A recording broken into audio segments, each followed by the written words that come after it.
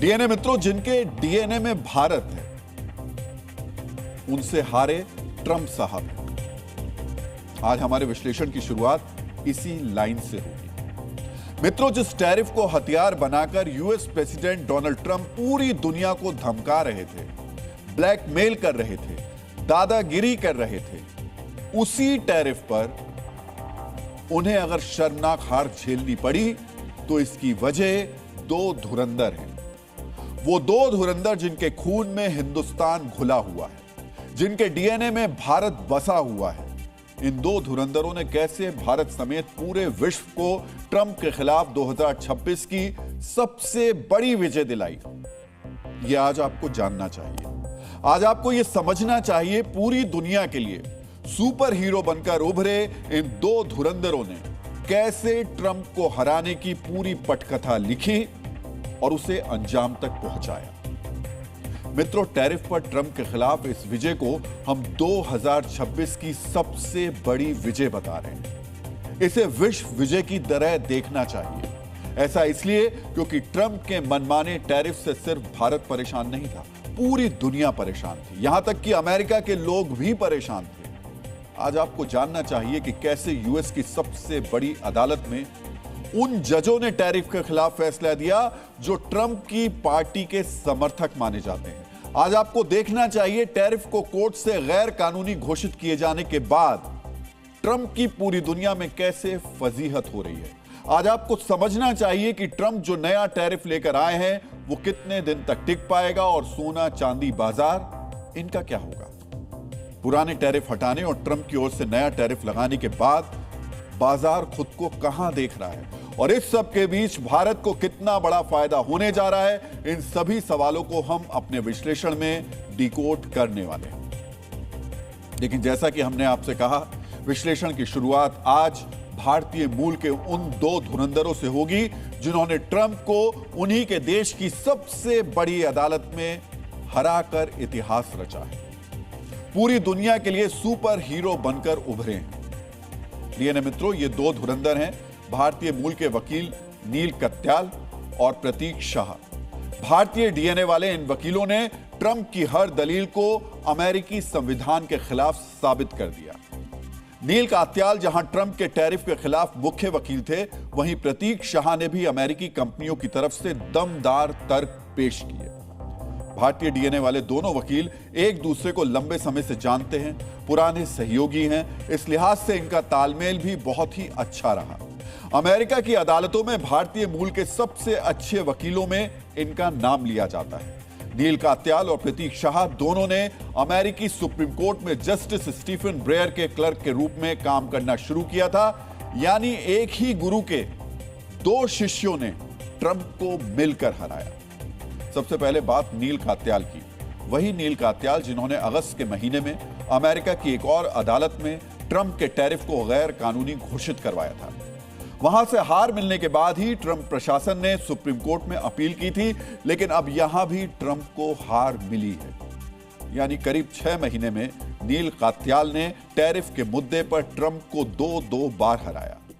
Appeal court से लेकर supreme court तक के जज नील कत्याल के तर्कों से सहमत रहे।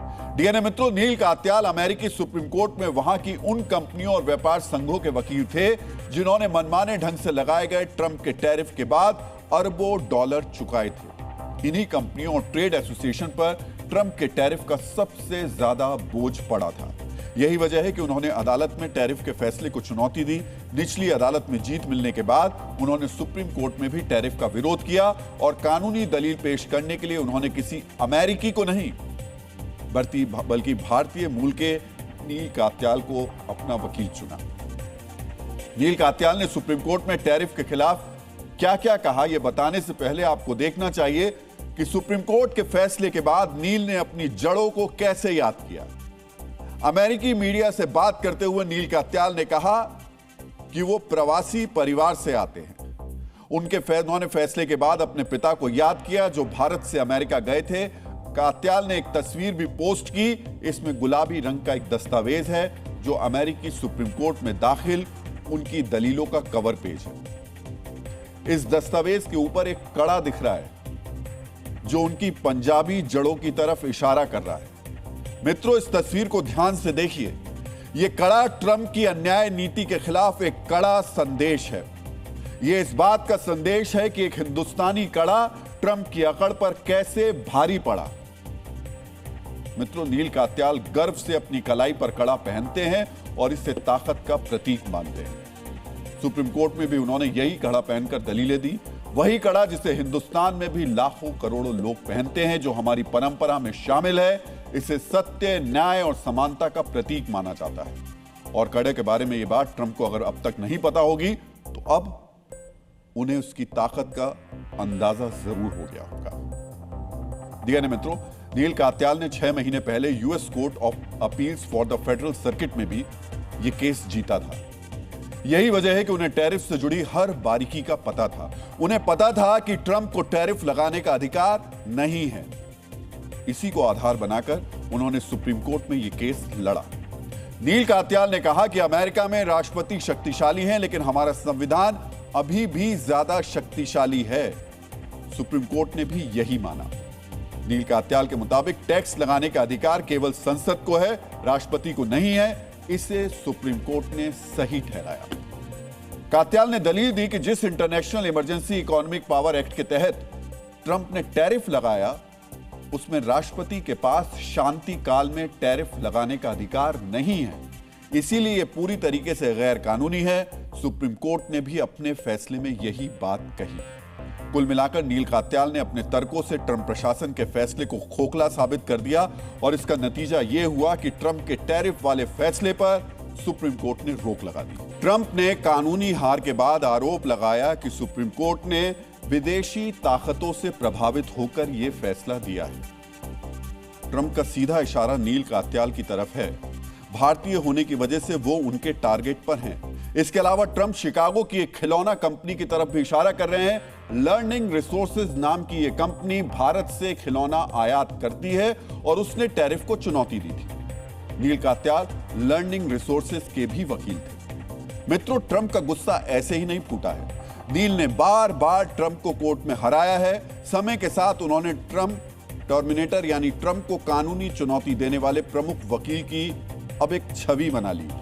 उन्होंने ट्रंप प्रशासन की कई नीतियों को अदालत में चुनौती दी है। कात्याल ने मुस्लिम बहुल देशों को निशाना बनाकर लगाए गए ट्रैवल बैन का विरोध किया। साथ ही ट्रंप के पहले कार्यकाल में व्हाइट हाउस की ओर से डिपोर्टेशन की कोशिशों के खिलाफ भी केस लड़ा।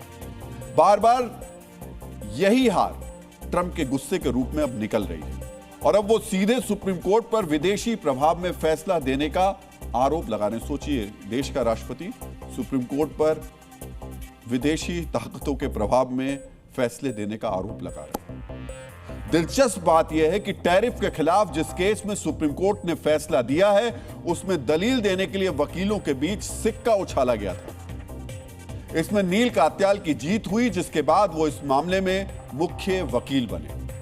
डीएनए मित्रों, 55 साल के नील कात्याल की गिनती अमेरिका के मशहूर वकील और कानूनी जानकार के रूप में होती है।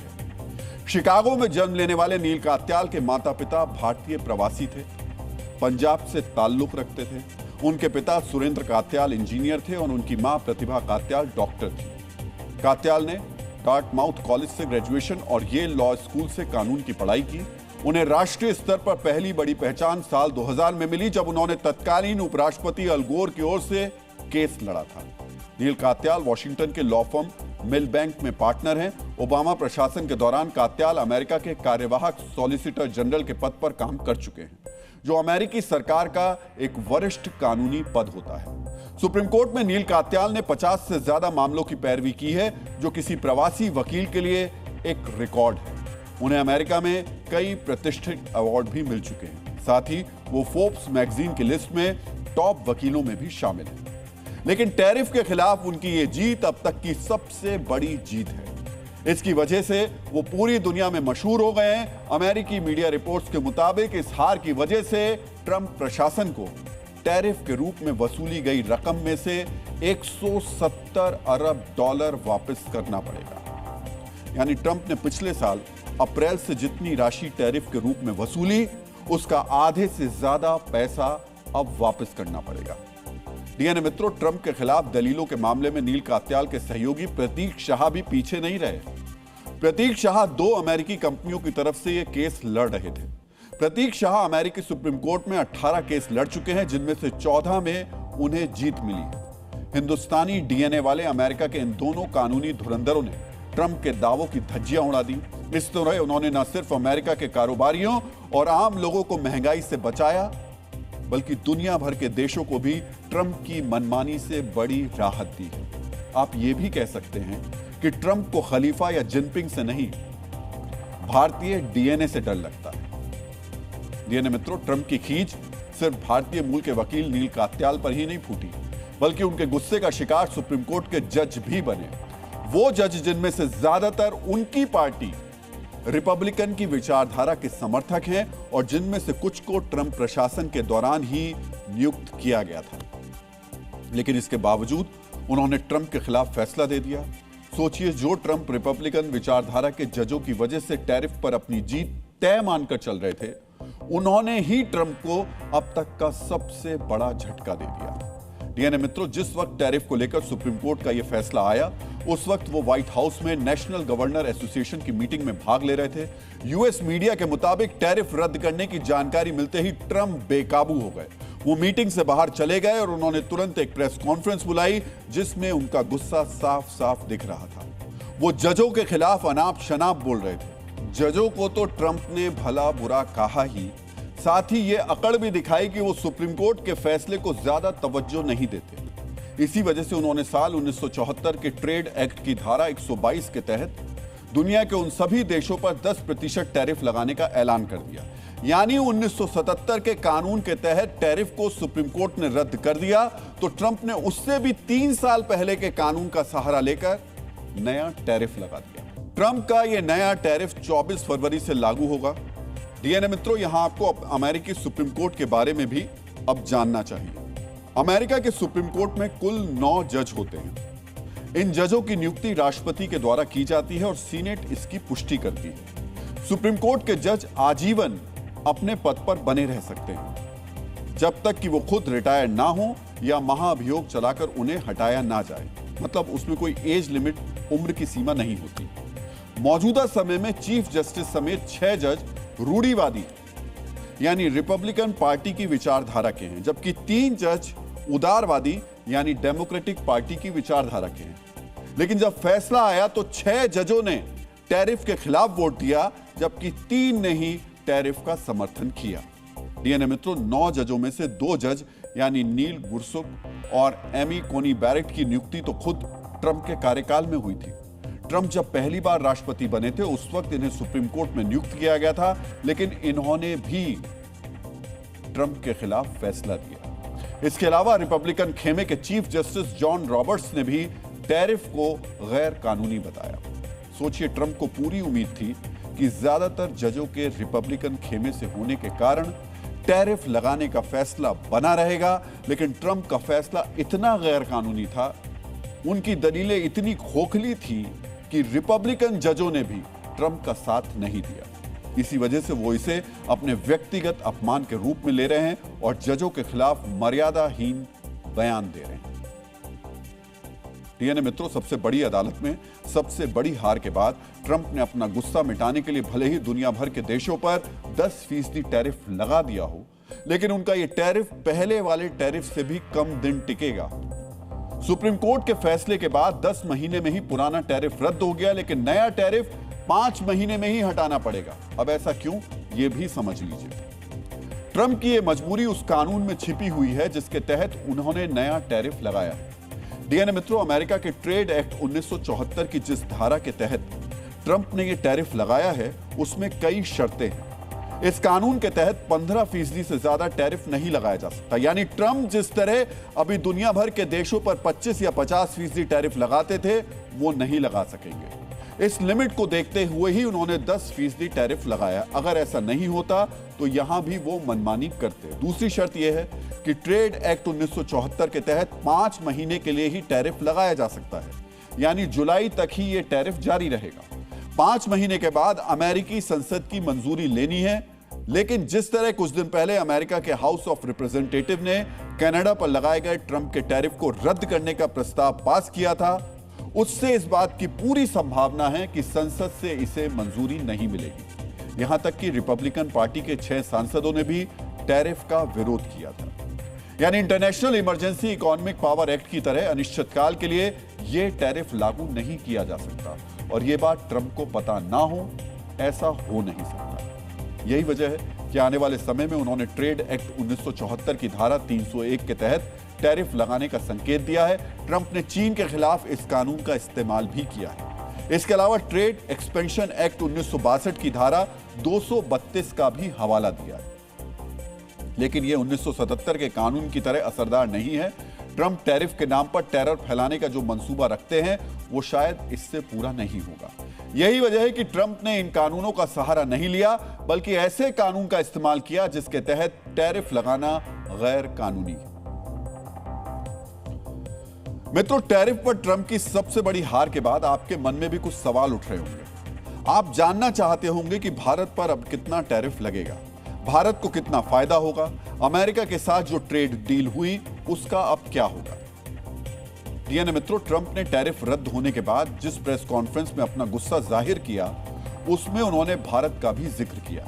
ट्रंप ने अपना बड़पोलापन दिखाते हुए कहा कि भारत के साथ कुछ नहीं बदलेगा।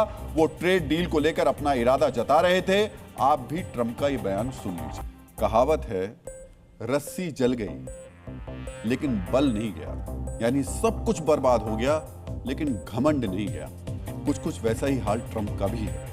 सुप्रीम कोर्ट के फैसले के बाद भी ट्रंप के रवैये में कोई बदलाव नहीं आया। भले ही कोर्ट ने ट्रंप के टैरिफ को गैर कानूनी ठहरा दिया हो, लेकिन ट्रंप पहले की तरह भारत से ज्यादा टैरिफ वसूलना चाहते हैं। ट्रंप के बयान का मतलब यह है कि भारत पर 18% टैरिफ बना रहेगा, जिसका जिक्र ट्रेड डील में है। लेकिन जब ट्रेड डील अभी हुई ही नहीं, तो भारत 18% टैरिफ क्यों देगा? जब ट्रंप ने खुद 10% का नया टैरिफ दुनिया भर के देशों पर लगाने का ऐलान किया है, तो भारत पुरानी डील के हिसाब से टैरिफ क्यों देगा? हालांकि बाद में व्हाइट हाउस की तरफ से सफाई दी गई कि कानूनी रूप से भारत और दूसरे देशों पर 10% टैरिफ ही लगेगा। मित्रों, सुप्रीम कोर्ट के फैसले के बाद भारत पर लगाए गए 18% के टैरिफ का कानूनी आधार फिलहाल खत्म हो गया है। मित्रों, सुप्रीम कोर्ट के फैसले के बाद 18% टैरिफ रद्द होने पर भारत के खिलाफ अमेरिकी टैरिफ महज 3.5% रह जाता है, जो कि ट्रंप के फैसलों से पहले भारत पर लगाया जाता था। भारत को मोस्ट फेवर्ड नेशन का दर्जा मिलने की वजह से यह कम टैरिफ चुकाना पड़ता था। अब इसमें ट्रेड एक्ट 1974 की धारा 122 के तहत लगाए गए 10% टैरिफ को जोड़ दिया जाए तो भारत को 13.5% टैरिफ चुकाना होगा। यानी यह टैरिफ ट्रेड डील के 18% टैरिफ से भी कम होगा। सोचिए, कहां अमेरिका ने पहले 25% रेसिप्रोकल टैरिफ लगाया, उसके बाद रूस से तेल आयात करने की वजह से 25% टैरिफ और लगाया। इस तरह कुल 50% टैरिफ हो गया था। ट्रेड डील के बाद टैरिफ घटकर 18% होने वाला था, लेकिन उससे पहले अमेरिकी सुप्रीम कोर्ट ने ट्रंप को जो झटका दिया, उसकी वजह से यह टैरिफ घटकर अब 13.5% हो जाएगा। मित्रों, अमेरिका आने वाले दिनों में भारत पर ज्यादा टैरिफ की मांग कर सकता है, लेकिन अब सुप्रीम कोर्ट के फैसले के बाद भारत के पास मोल भाव करने का अच्छा मौका है। भारत ट्रंप की मनमानी मांग को अब खारिज करने की स्थिति में है। जिस टैरिफ को अमेरिका की अदालत ने खारिज कर दिया हो, उस टैरिफ के आधार पर कोई डील कैसे हो सकती है? वैसे ट्रंप अपनी आदत के मुताबिक इस बात की पूरी कोशिश करेंगे कि वो भारत पर 18% टैरिफ लगाने के लिए कोई कानूनी रास्ता तलाशे। अगले कुछ दिनों में इस पर स्थिति पूरी तरह साफ हो जाएगी, लेकिन फिलहाल भारत को 13.5% ही टैरिफ देना होगा। मित्रों, अगर भारत पर 13.5% टैरिफ लगा रहता है, तो यह भारत के लिए फायदे की स्थिति है। इससे भारत के निर्यात में उछाल आएगा। आपको यह भी जानना चाहिए इससे किन किन सेक्टर्स में भारत को फायदा होगा। भारत पर टैरिफ घटने से अमेरिका में भारतीय सामान सस्ते होंगे, जिससे उनकी डिमांड बढ़ जाएगी। टैरिफ घटने से टेक्सटाइल और गारमेंट सेक्टर के निर्यात में भारी उछाल आएगा। केमिकल और इंजीनियरिंग गुड्स का निर्यात भी इससे बढ़ेगा। आईटी और सर्विसेज सेक्टर्स को भी कम टैरिफ का फायदा मिलेगा। हालांकि ये अभी ट्रेड डील के फाइनल होने पर निर्भर है। मौजूदा स्थिति में अमेरिकी सुप्रीम कोर्ट का फैसला भारत के लिए शुभ समाचार है। मित्रों, अब हम टैरिफ पर अमेरिकी सुप्रीम कोर्ट के फैसले और नए टैरिफ रेट्स के सबसे बड़े असर का विश्लेषण करने वाले हैं। टैरिफ को लेकर इस पूरे एपिसोड के बाद बाजार ने कैसे रिएक्ट किया, यह भी आपको देखना चाहिए। ट्रंप के नए टैरिफ के बाद बाजार क्लियर है या कंफ्यूज्ड है? अब हम इसी सवाल को डिकोड करेंगे। सबसे पहले आपको जानना चाहिए दुनिया भर के शेयर मार्केट में नए टैरिफ का क्या असर पड़ा। अमेरिकी शेयर बाजार में हल्का उछाल आया, यूरोपीय शेयर बाजारों में भी उछाल आया। सभी की नजरें इस बात पर टिकी हैं कि इसका भारत के शेयर बाजार पर क्या असर पड़ेगा। मित्रों, जब यह फैसला आया तब शेयर बाजार भारत का बंद था। नए टैरिफ का भारत के मार्केट पर क्या असर पड़ेगा, यह सोमवार को ही पता चल पाएगा। यहां एक बात ध्यान देने वाली है, अमेरिकी सुप्रीम कोर्ट के फैसले से लोगों को राहत तो मिली है, लेकिन नए 10% टैरिफ से अनिश्चितता बढ़ी है, क्योंकि यह अस्थायी है। ट्रंप आने वाले दिनों में क्या करेंगे, इससे अनिश्चितताएं बढ़ रही हैं। यही वजह है कि निवेशक सुरक्षित निवेश की तलाश में अब सोने की तरफ भागे, जिससे अंतर्राष्ट्रीय स्तर पर इसकी कीमतों में भारी उछाल दर्ज किया गया। अमेरिका में सोने की कीमतों में 1% से अधिक की जोरदार तेजी देखने को मिली। स्पॉट गोल्ड 1.5% की लंबी छलांग लगाकर $5,071 प्रति औंस के पार निकल गया। चांदी में तेज उछाल आया, चांदी की कीमत करीब 5% बढ़कर लगभग $85 प्रति औंस तक पहुंच गई। मित्रों, कुल मिलाकर ट्रंप के नए टैरिफ रेट्स पर बाजार थोड़ा सा कंफ्यूज है, लेकिन एक्सपर्ट्स का मानना है कि अभी सचेत रहने की जरूरत है, क्योंकि नए टैरिफ का खतरा अभी टला नहीं। मित्रों, हो सकता है ट्रंप के नए टैरिफ पर बाजार में कंफ्यूजन हो, लेकिन तेल खरीद पर भारत को कोई कंफ्यूजन नहीं है। भारत सरकार ने अमेरिका समेत पूरी दुनिया को यह बता दिया है, तेल वहीं से खरीदेंगे जहां से भारत को फायदा होगा। और अब हम ट्रंप को भारत के इसी नए झटके का विश्लेषण करेंगे। मित्रों, आजकल अमेरिका के राष्ट्रपति डोनाल्ड ट्रंप और उनका प्रशासन जोर शोर से इस बात का प्रचार कर रहा है कि भारत अब रूस से नहीं बल्कि वेनेजुएला से तेल खरीदेगा। भारत में अमेरिका के राजदूत सर्जियो गोर के एक बयान से इस बात की चर्चा और ज्यादा बढ़ गई है। क्या वाकई भारत ने रूस के सस्ते तेल से किनारा कर लिया है? क्या भारत रूस से जो रियायती तेल खरीद रहा है, अमेरिकी दबाव में उसकी आपूर्ति पूरी तरीके से रोक दी जाएगी?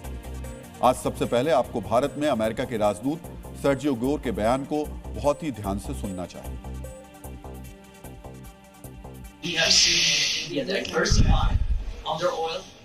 तेल के मुद्दे पर समझौता हो चुका है। भारत ने तेल के क्षेत्र में विविधता लाई है।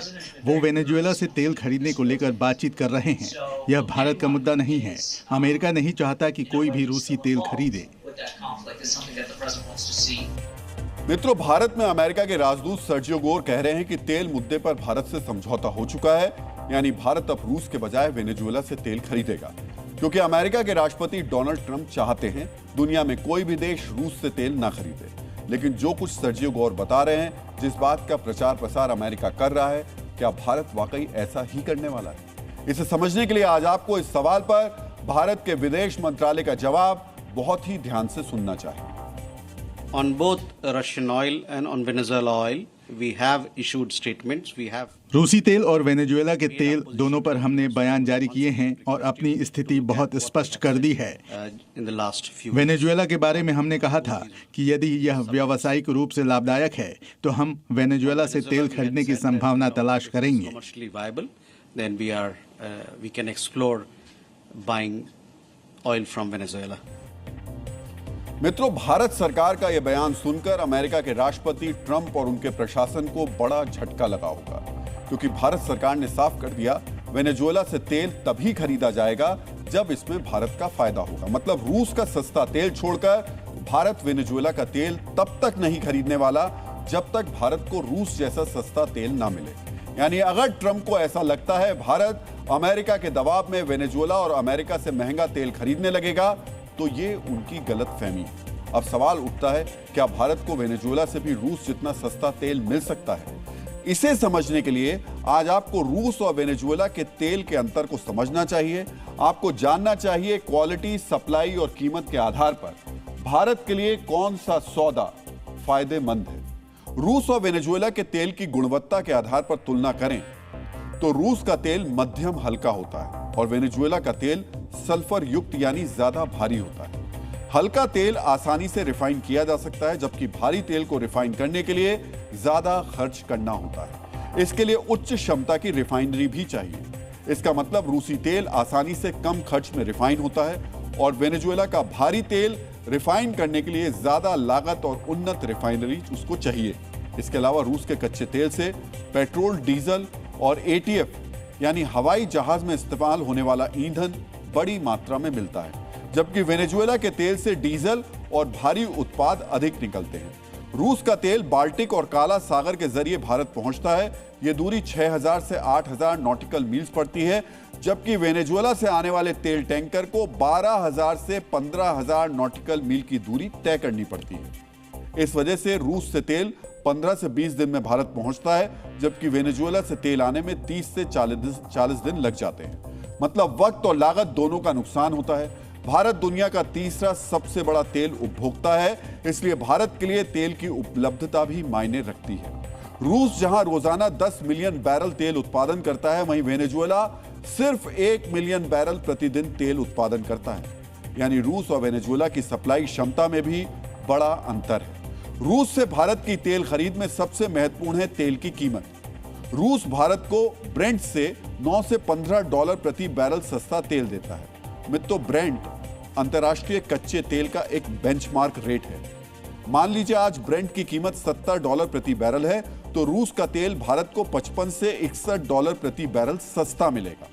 और वेनेजुएला को इस छूट की बराबरी करने के लिए भारत को कम से कम 10 से 12 डॉलर प्रति बैरल छूट देनी होगी। मतलब साफ है, तेल की लागत, तेल की उपलब्धता और रिफाइनरी क्षमता के कारण रूस से तेल खरीदना भारत के लिए अधिक फायदेमंद है और भारत वेनेजुएला से बगैर बड़ा डिस्काउंट लिए तेल नहीं खरीदेगा। इसके अलावा तेल की क्वालिटी और उत्पादन क्षमता को देखते हुए भी वेनेजुएला तेल सप्लाई में रूस की जगह नहीं ले सकता। मित्रों, रूस भी बार बार ये बात कहता रहा है, दिल्ली से मॉस्को को तेल आपूर्ति रोकने का कोई संदेश नहीं मिला है। मित्रों, रूस को लगता है भारत अपनी नीति में कोई बदलाव नहीं करेगा। दूसरी तरफ ट्रंप लगभग रोजाना बयान दे रहे हैं। भारत ने अमेरिका से ट्रेड डील रूसी तेल ना खरीदने की शर्त पर की है। ऐसे में रूस और भारत के विदेश मंत्रालय के नए बयान अमेरिका के राष्ट्रपति ट्रंप के लिए बड़ा झटका है, क्योंकि वेनेजुएला भारत को रूस जैसी तेल आपूर्ति नहीं कर सकता। मित्रों, वेनेजुएला का तेल उत्पादन 1 मिलियन बैरल प्रति दिन है, जबकि भारत ने जनवरी 2016 में रूस से 1.1 मिलियन बैरल तेल खरीदा।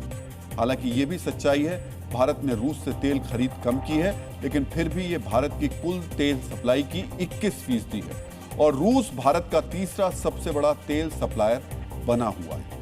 मित्रों, यूक्रेन वॉर शुरू होने के बाद से अब तक सस्ता रूसी तेल खरीदकर भारत ने 25 अरब डॉलर की बचत की है। भारत ने एक बार फिर कहा है, अगर वेनेजुएला का तेल खरीदने से भारत को फायदा होगा तो ही तेल खरीद जाएगा और ट्रंप के मंसूबों को भारत के ये तेवर सूट नहीं करते। ट्रंप को लगातार मिल रहे झटके के बाद अब हम उनके लाडले आसिम मुनीर के लश्कर का डीएनए टेस्ट करेंगे। मित्रों, दिल्ली पर बड़ा खतरा मंडरा रहा है और इसकी वजह है आसिम मुनीर के पसंदीदा आतंकी संगठन लश्कर-ए-तैयबा। मित्रों, बड़ी खबर यह है कि पाकिस्तान में बैठे आतंकी एक बार फिर दिल्ली में बड़े हमले की फिराक में। आतंकवादियों को लेकर खुफिया एजेंसियों ने अलर्ट जारी किया है। खुफिया एजेंसियों के अलर्ट के मुताबिक आतंकवादी लाल किले के सामने बड़ा धमाका करने की फिराक में है। आतंकवादी चांदनी चौक में मंदिर को निशाना बना सकते हैं। खुफिया एजेंसियों का दावा है कि लश्कर-ए-तैयबा आईईडी हमले की प्लानिंग कर रहा है। अलर्ट के मुताबिक आतंकवादी हमले के लिए लश्कर फिदाइन आतंकवादियों को भी तैयार कर रहा है। मित्रों, अगर आपको याद हो तो दिल्ली को दहलाने की आतंकवादियों की यह साजिश नवंबर 2025 में हुए लाल किला ब्लास्ट की कार्बन कॉपी लग रही है। नवंबर 2025 में लाल किले के सामने धमाका हुआ था और अब एक बार फिर लाल किला के सामने हमले की साजिश रची जा रही है। उस समय हुए धमाके में आईईडी का इस्तेमाल किया गया था, लेकिन इस बार भी अलर्ट है कि आतंकवादी आईईडी से ही धमाका करने वाले हैं। एक बार फिर फिदाइन हमले की साजिश रची जा रही है। नवंबर 2025 में भी चांदनी चौक के गौरी शंकर मंदिर से 200 मीटर की दूरी पर ही हमला हुआ था। एक बार फिर आतंकवादी मंदिर को ही टारगेट करने की फिराक में। खुफिया एजेंसियों ने धमाके का जो अलर्ट दिया है वो कितना खतरनाक है उसे ऐसे समझा जा सकता है कि जब पिछली बार सड़क पर धमाका हुआ था तो उसमें 13 लोगों की जान चली गई थी, लेकिन इस बार का इंटेलिजेंस इनपुट चांदनी चौक को लेकर है, जहां हर दिन करीब 5 से 7 लाख लोग आते हैं। हर दिन यहां से करीब 20,000 गाड़ियां गुजरती हैं। शाम के वक्त यहां एक साथ 30,000 से ज्यादा लोग मौजूद होते हैं। मित्रों, चांदनी चौक दिल्ली के सबसे व्यस्त इलाकों में से एक है और आतंकवादियों की इस साजिश का खुलासा भी होली के त्योहार से ठीक पहले आया है। जब चांदनी चौक जैसे इलाके में भीड़ ज्यादा होती है। ऐसे में इस तरह के अलर्ट को सुरक्षा एजेंसियां भी गंभीरता से ले रही हैं। लिहाजा पूरे चांदनी चौक और लाल किला के इलाके में सुरक्षा के पुख्ता इंतजाम कर दिए गए हैं। आपको बता दें कि इस समय आपको जो सुरक्षा यहाँ दिखाई दे रही है ये है लाल मंदिर।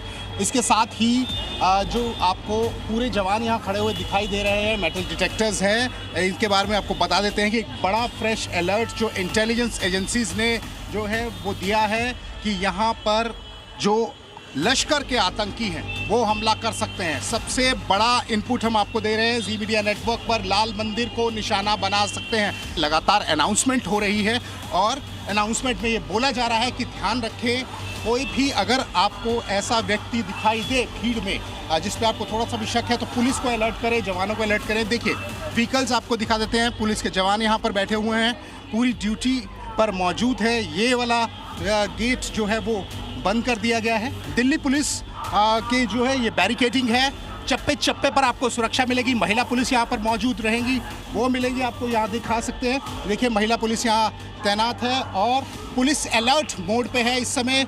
कम्युनिटी पुलिस व्हीकल भी यहाँ पर मौजूद है। डीएनए मित्रों, हमले को लेकर जो अलर्ट सामने आया है उसमें एक और बात नोट करने वाली है।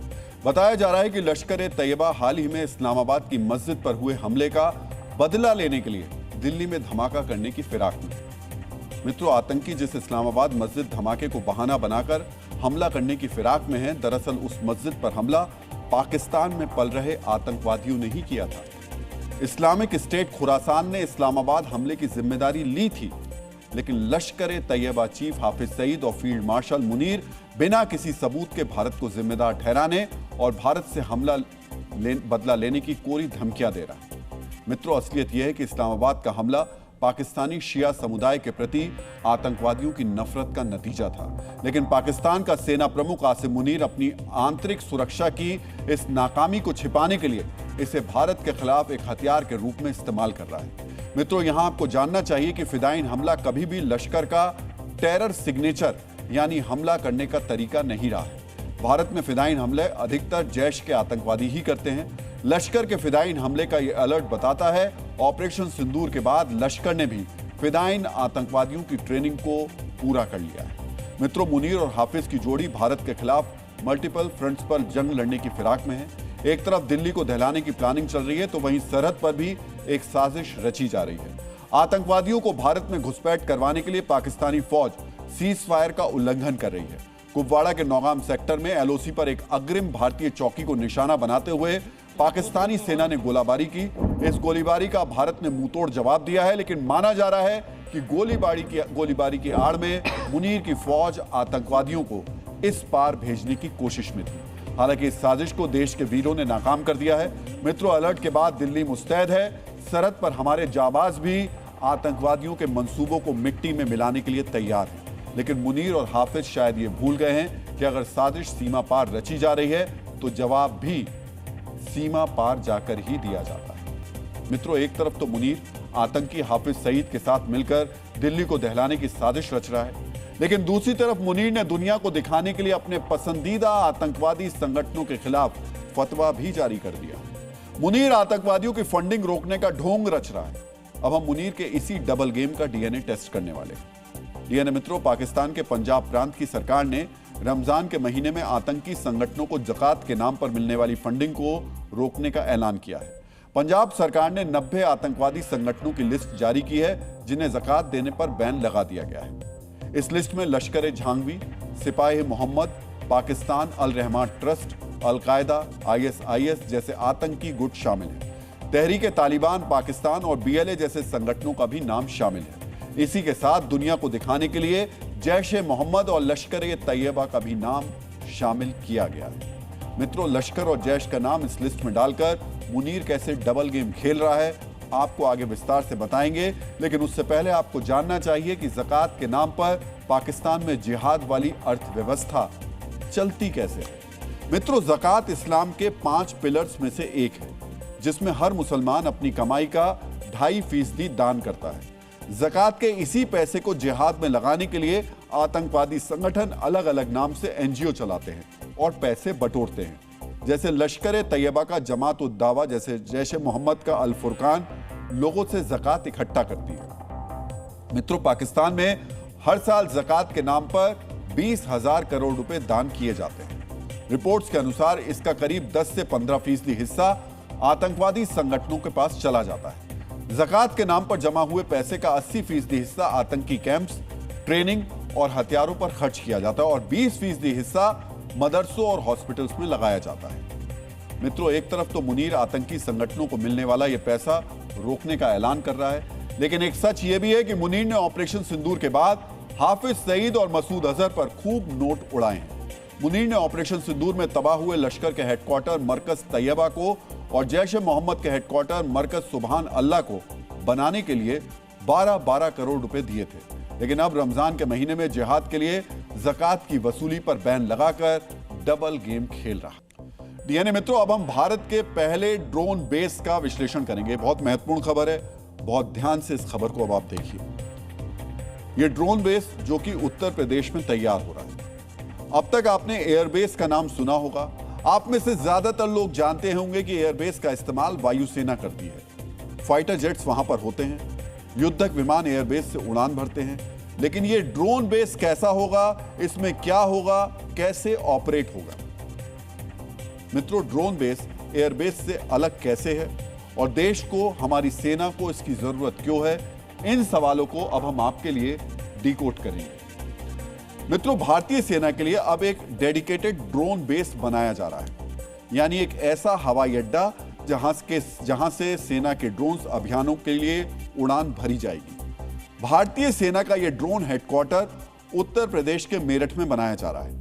जानकारी के मुताबिक इस ड्रोन बेस का कुल क्षेत्रफल 900 एकड़ होगा और इस बेस के अंदर ड्रोन रखने के लिए 2 बड़े हैंगर यानी चैम्बर बनाए जाएंगे।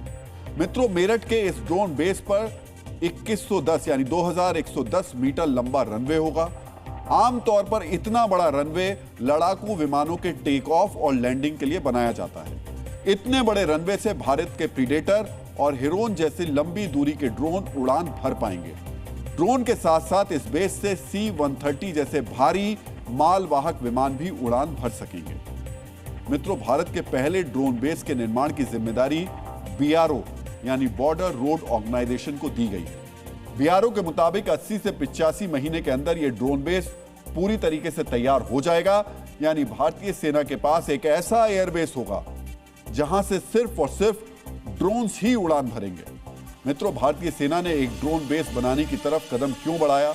इस सवाल का सिर्फ एक ही जवाब है, ऑपरेशन सिंदूर। अब हम आपको ऑपरेशन सिंदूर में भारतीय ड्रोन्स की परफॉर्मेंस की रिपोर्ट कार्ड भी दिखाने जा रहे हैं, ताकि आप समझ सके कि ड्रोन वॉरफेयर में भारत कितना आगे बढ़ चुका है। मित्रों, ऑपरेशन सिंदूर के दौरान हमलों के लिए भारत ने 4 किस्म के ड्रोन इस्तेमाल किए थे। इन ड्रोन हमलों के पहले टारगेट पाकिस्तान के कब्जे वाले कश्मीर में बने आतंकवादी कैंप्स थे। दूसरा टारगेट पाकिस्तान की मेड इन चाइना हवाई रक्षा प्रणाली थी और तीसरा टारगेट था पाकिस्तान का अहम नूर खान एयरबेस।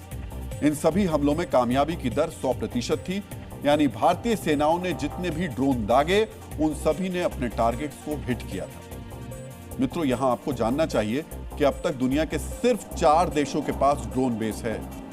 ये देश हैं अमेरिका, चीन, इजराइल और तुर्की।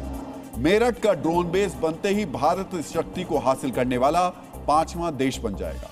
मित्रों, यहां जानना चाहिए कि एक ड्रोन बेस बनाने से किसी भी सेना को क्या सामरिक फायदा होता है। मित्रों, एक पारंपरिक एयरबेस के मुकाबले एक ड्रोन बेस की लागत काफी कम पड़ती है। वायुसेना के किसी एयरबेस पर मेंटेनेंस से लेकर दूसरी जरूरतों के लिए लंबा चौड़ा स्टाफ रखना पड़ता है, जबकि एक ड्रोन बेस पर स्टाफ की संख्या काफी कम होती है। एक ड्रोन बेस के जरिए लगातार निगरानी को जारी रखा जा सकता है। मान लीजिए एक ड्रोन 12 घंटे उड़ सकता है। उड़ान की मियाद खत्म होने की जानकारी मिलती ही दूसरा ड्रोन उड़ान पर भेज दिया जाता है। इस कार्रवाई से किसी क्षेत्र में स्थायी निगरानी की जा सकती है। अगर ड्रोन्स को किसी एक ही जगह रखा जाए तो टकराव या युद्ध जैसे हालात में एक ही इलाके से जरूरत मुताबिक ड्रोन्स अलग अलग मोर्चों पर भेजे जा सकते हैं। मित्रों, इन्हीं सामरिक फायदों को देखते हुए भारतीय सेना के लिए एक मुकम्मल ड्रोन स्टेशन यानी बेस तैयार करने का प्लान बनाया गया है, जो सेना की ड्रोन क्षमताओं के लिए एक केंद्र बिंदु की तरह काम करेगा।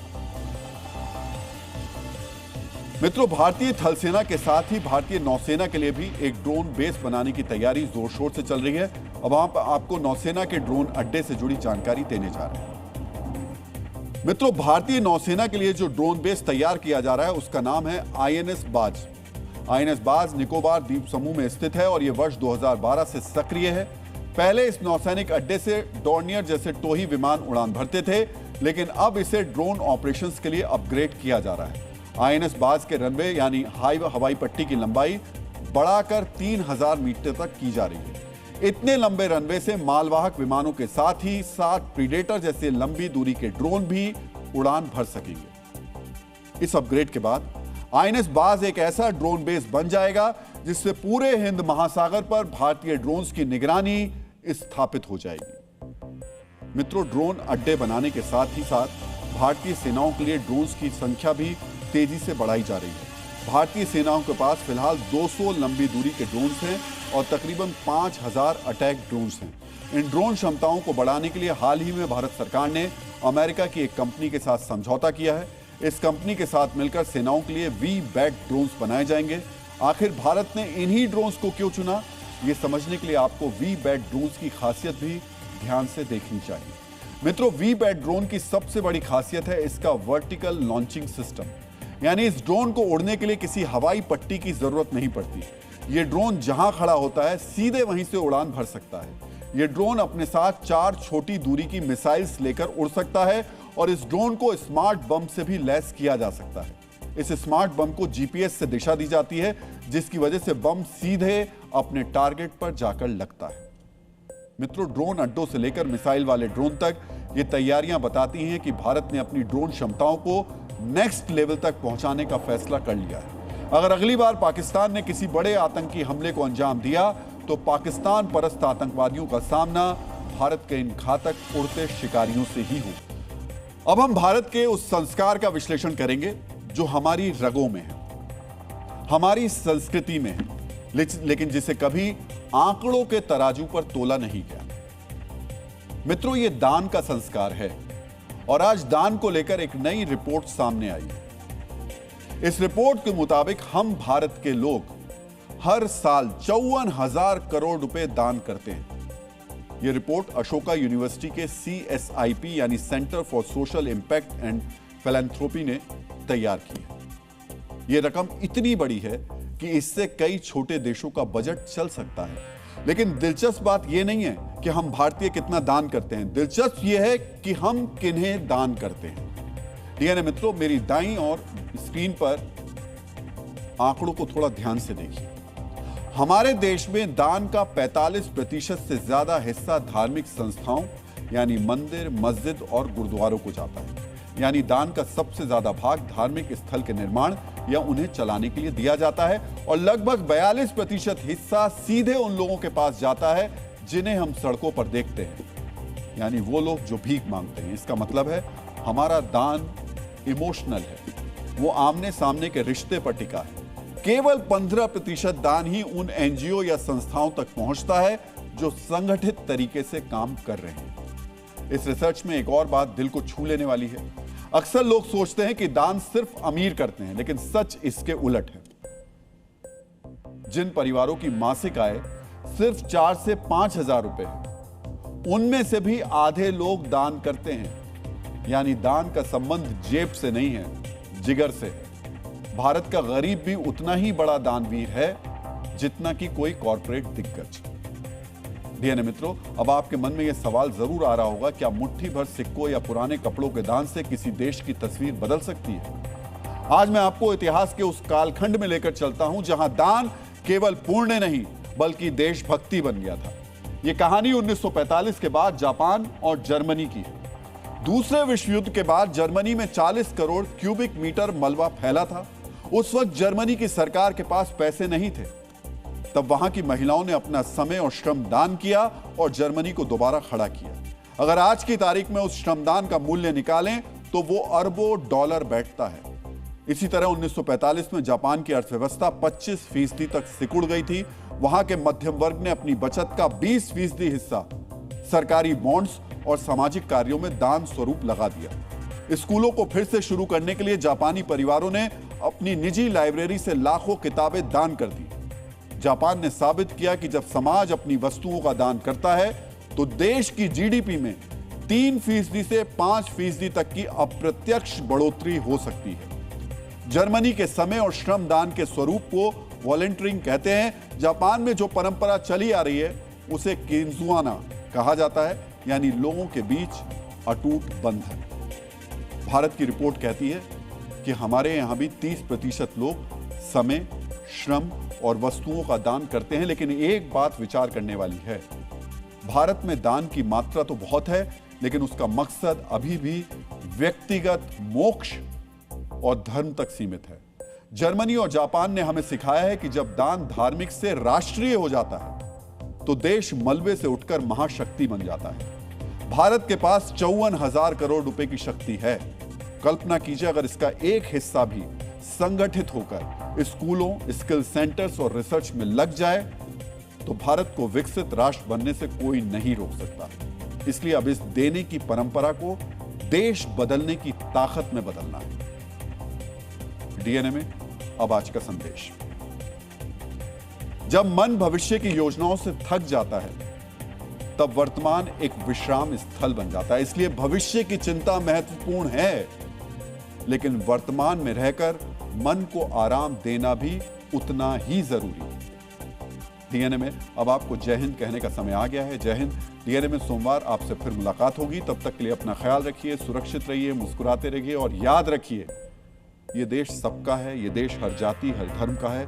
मित्रों, हम सबका डीएनए एक है। धन्यवाद।